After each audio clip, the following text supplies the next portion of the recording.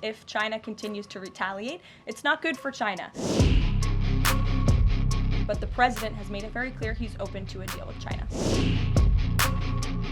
The tariff rate on China remains where it was yesterday, at the 145% level. The president made it very clear when the United States is punched, he will punch back harder.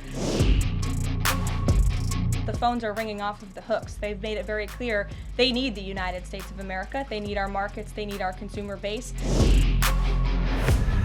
President Trump has said China wants to make a deal on tariffs. The president says he has a great relationship with Chinese President Xi. He's willing to speak with him directly. Why doesn't the president just pick up the phone and get this ball going? All of the things the president just said are true.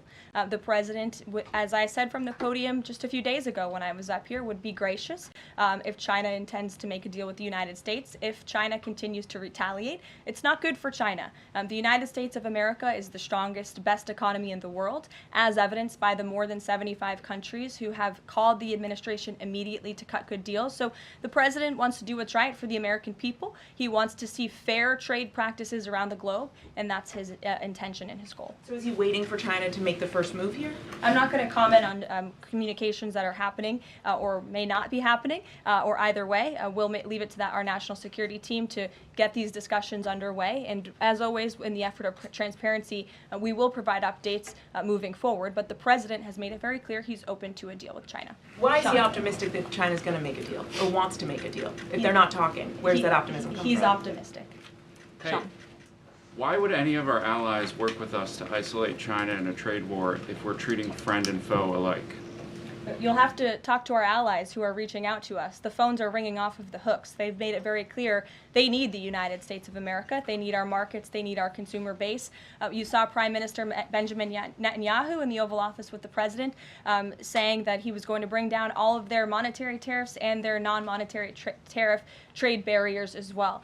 We've heard from South Korea. We've heard from Japan. The president has spoken to Vietnam. We have Italy coming to the White House next week. There's a reason for that, Sean, and it's because they need the United States of America and our business model and our markets to survive, and the president is using that leverage to our advantage. Michael. Hey, thank you, Caroline. Two-part question on China. Beijing says it will simply ignore any further tariff escalations from the U.S. Does President Trump see this as China backing down? And as a follow-up to that, what do you say to people like Shark Tank's Kevin O'Leary who say, you guys simply haven't tariffed China enough?